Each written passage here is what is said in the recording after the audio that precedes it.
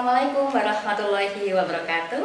Bertemu lagi dengan saya Ibu Dian Narulita pada channel Belajar Kita.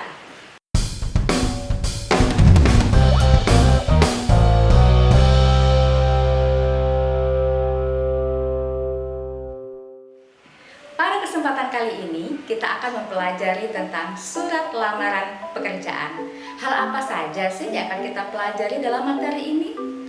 Yang pertama, kita akan mempelajari tentang pengertian dari surat lamaran kerja. Yang kedua, kita akan mempelajari tentang sistematika dari surat lamaran kerja. Dan yang ketiga, kita akan mempelajari tentang contoh dari surat lamaran kerja. Apakah pada saat ini kalian duduk di bangku SMA? Ataukah duduk di bangku SMK?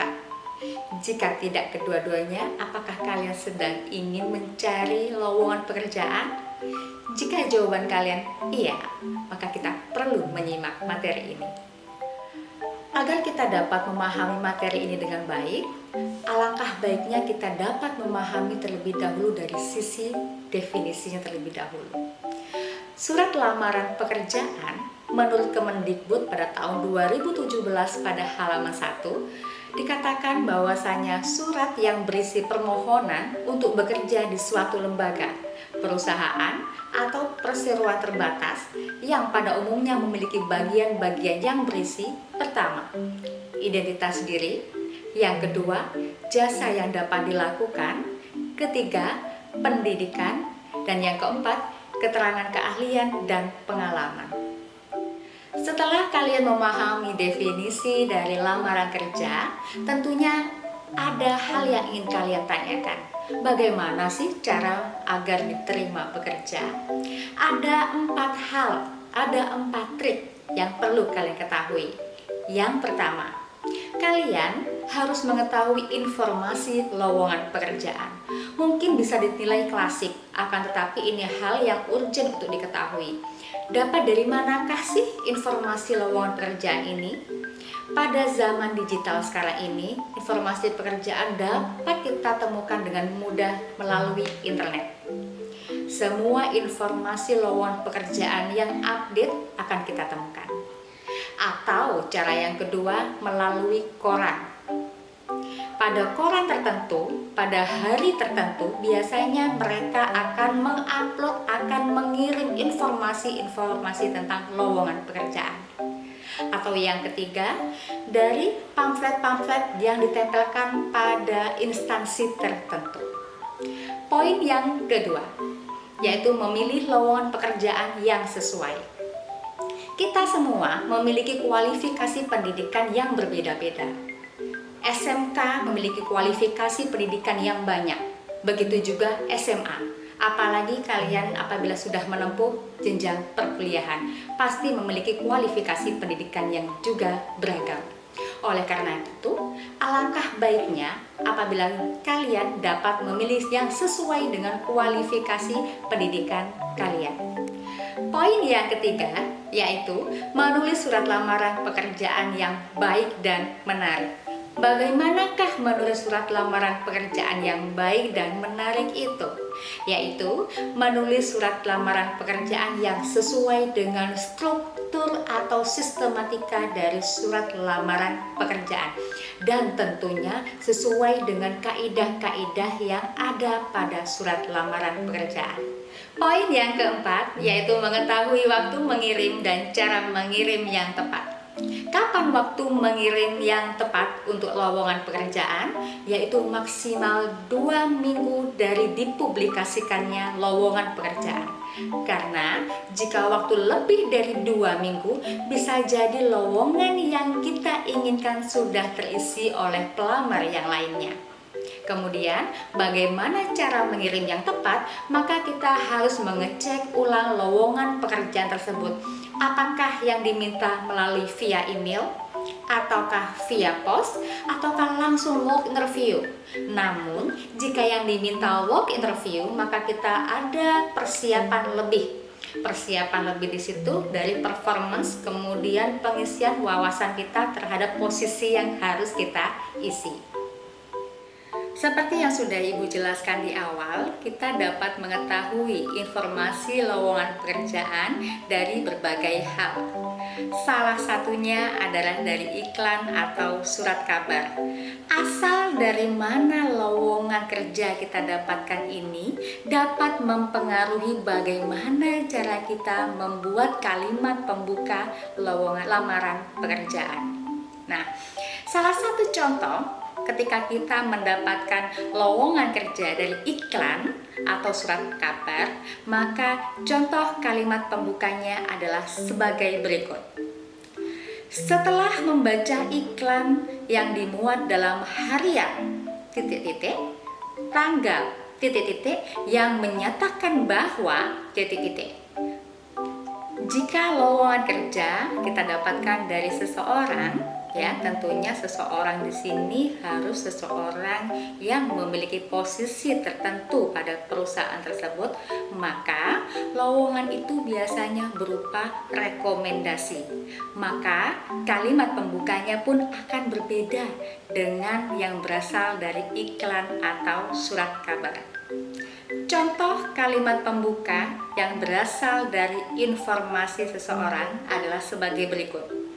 Menurut informasi dari Bapak selaku yang menyatakan bahwa di perusahaan membutuhkan maka nama di sini harus diisi dengan nama seseorang yang telah merekomendasikan Anda untuk masuk di perusahaan tersebut. Dan tentunya orang yang merekomendasikan ini harus memiliki posisi tertentu pada perusahaan tersebut. Jika lowongan pekerjaan ini merupakan permohonan instansi kepada pihak sekolah atau dari instansi kepada universitas, maka kalimat pembukanya pun akan berbeda. Sebagai contohnya sebagai berikut. Setelah mendapatkan informasi dari tentang adanya permintaan tenaga kerja, dengan ini saya Jika lowongan tersebut merupakan pengumuman resmi dari instansi yang membutuhkan tenaga kerja, sebagai contoh misalkan penerimaan CPNS atau penerimaan P3K atau yang lainnya yang bersifat resmi, maka kalimat pembukanya sebagai berikut. Berkenaan dengan pengumuman nomor tanggal tentang penerimaan saya yang bertanda tangan di bawah ini Namun, jika lowongan yang saya sebutkan tadi belum Anda peroleh, saya harap Anda tidak berkecil hati, karena kita harus memiliki inisiatif untuk menemukan lowongan pekerjaan. Maka, kalimat pembuka dari inisiatif sendiri dalam membuat lamaran pekerjaan adalah sebagai berikut. Yang bertanda tangan di bawah ini diisi dengan nama dan identitas kalian. Dengan ini mengajukan untuk diterima sebagai apa pada perusahaan apa. Nah, kalian tadi sudah mengetahui bagaimana sih caranya menemukan lowongan pekerjaan dan apakah kalimat pembukanya sama? Tentunya kalian semua sudah mengetahui bahwasanya lowongan pekerjaan yang berbeda akan menentukan kalimat pembuka lowongan pekerjaan yang berbeda juga. Kemudian, hal-hal apa saja sih yang perlu kita perhatikan dalam membuat surat lamaran pekerjaan? Ada beberapa hal yang perlu kita perhatikan dalam membuat surat lamaran pekerjaan. Yang pertama, bentuk surat lamaran pekerjaan harus berbentuk surat resmi. Yang kedua, surat lamaran pekerjaan harus menggunakan bahasa yang baik dan benar. Yang ketiga, surat lamaran pekerjaan boleh ditulis tangan dan juga boleh diketik. Dan tentunya hal ini harus sesuai dengan keinginan yang muncul pada lowongan pekerjaan tersebut. Namun, jika harus ditulis tangan, Anda pun perlu berhati-hati. Maka tulisan tangan tersebut harus merupakan tulisan tangan kalian sendiri dan harus rapih. Mengapa harus seperti itu? Karena tulisan Anda bisa menentukan kepribadian Anda. Poin yang keempat, tulisan harus bersih dan rapi. Kelima, bagian-bagian dari surat lamaran pekerjaan harus lengkap. Dan yang keenam, cara pengirimannya harus sesuai yang diinginkan dengan lowongan yang dibuka. Apakah via pos, apakah via email, ataukah walk interview. Itu harus kita perhatikan. Nah, sudah mulai paham kan bagaimana sih cara-caranya membuat surat lamaran pekerjaan? Kalau sudah mulai paham, kita perlu mengetahui hal-hal apa yang perlu kita lampirkan dalam surat lamaran pekerjaan.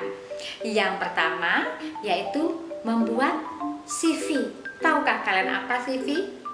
Ya, betul, kurikulum vitae atau daftar riwayat hidup. Seperti ini. Hal yang kedua yang perlu kita tampilkan adalah apa ini? Betul sekali, yaitu tentang ijazah terakhir. Tentunya ijazah terakhir ini yang sudah difotokopi dan sudah dilegalisasi. Poin yang ketiga adalah fotokopi KTP. Seperti ini.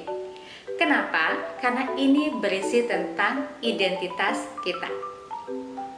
Poin yang selanjutnya yaitu SKCK seperti ini atau SKKP, yaitu surat keterangan catatan kepolisian yang menyatakan kita tidak pernah melakukan tindak kriminalitas. Jika kita sudah mendapatkan SKCK ini, kemudian setahun kemudian kita akan mencari pekerjaan yang lain, kita pasti akan membuat SKCK yang baru. Kenapa? Karena SKCK ini tidak memiliki waktu yang panjang, yaitu hanya memiliki waktu 6 bulan saja. Selanjutnya, yaitu memiliki pas foto yang terbaru. Tentunya ketika kita membuat pas foto yang terbaru ini harus menggunakan baju yang resmi dengan background berwarna biru atau merah. Kemudian, jika kalian memiliki sertifikat keterampilan, alangkah baiknya bisa kita lampirkan dalam surat lamaran kita. Mengapa? Karena itu akan menjadi pertimbangan bagi perusahaan agar kita dapat ikut bergabung di perusahaan tersebut. Jika sertifikat keterampilan tersebut sesuai dengan posisi yang akan kita lamar. Nah, untuk yang sekarang, coba simak contoh berikut.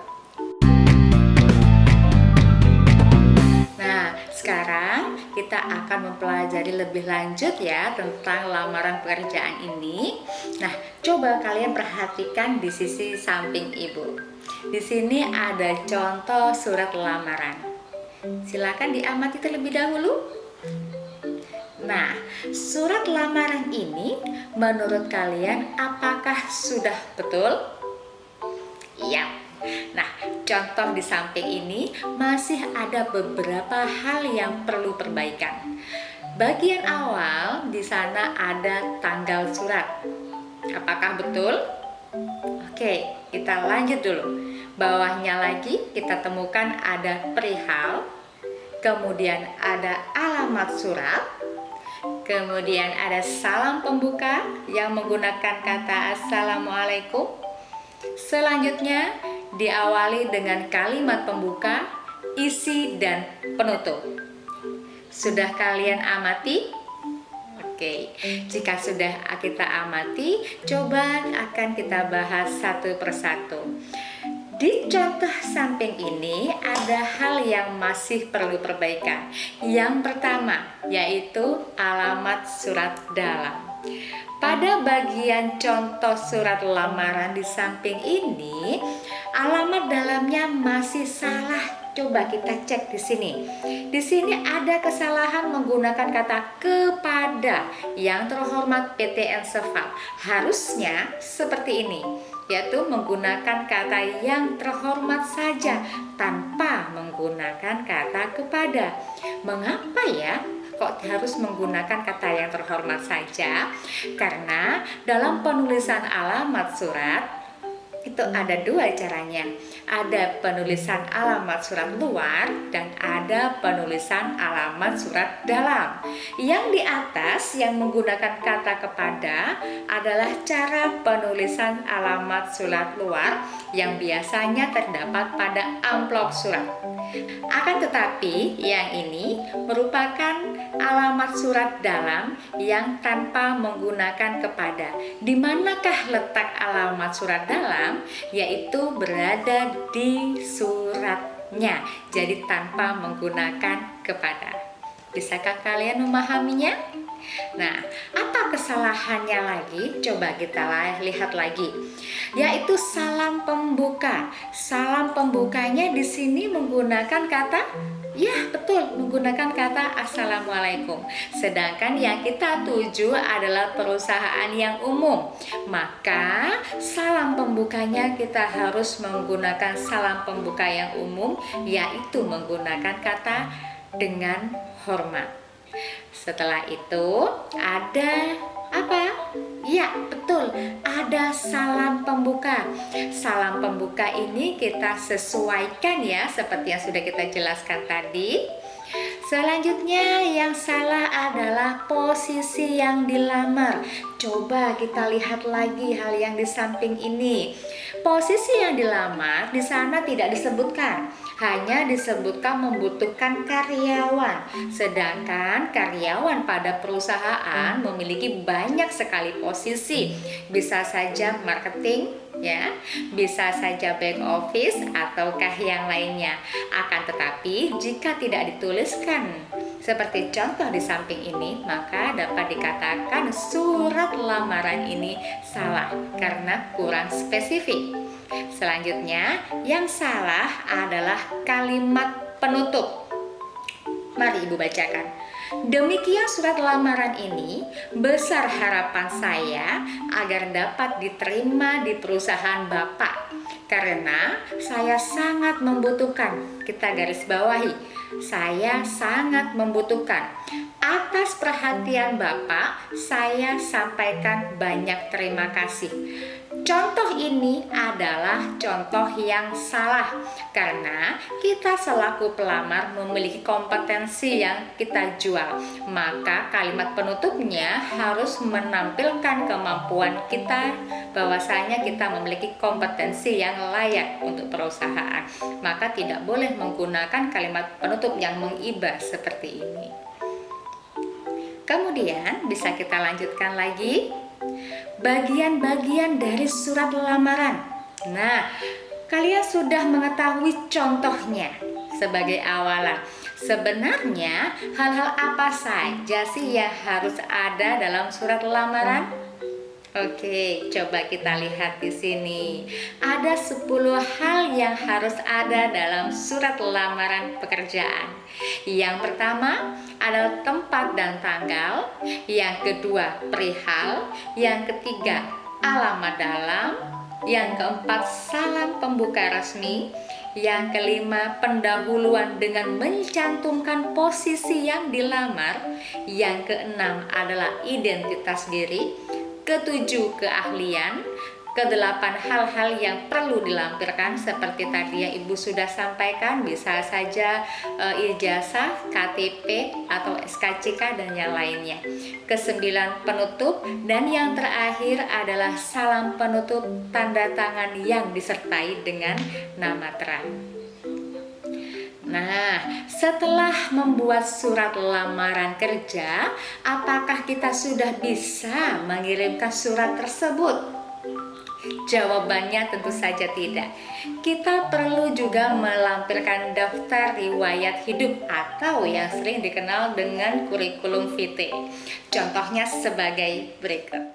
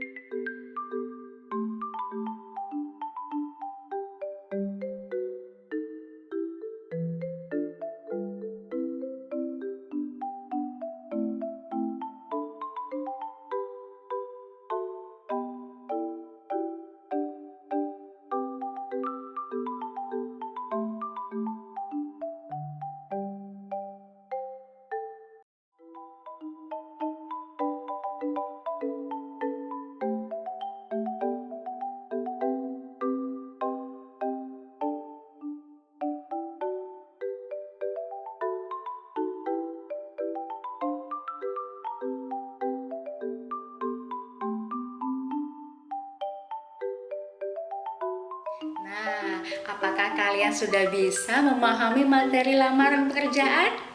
Ya, harapan ibu kalian sudah dapat memahami materi ini dengan baik ya. Namun, kalau ada pertanyaan seputar lamaran pekerjaan yang sudah ibu sharingkan dengan kalian semua, silakan tulis komentar di kolom bawah ini. Namun, sebelum menutup video ini, jangan lupa klik lonceng, subscribe, dan share. Kita ketemu lagi di video yang akan datang. Sampai jumpa. Assalamualaikum warahmatullahi wabarakatuh.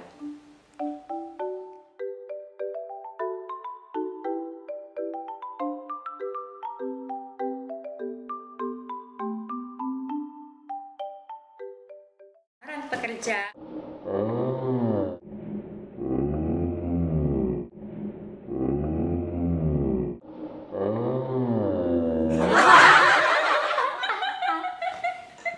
Kepada apa, Dek?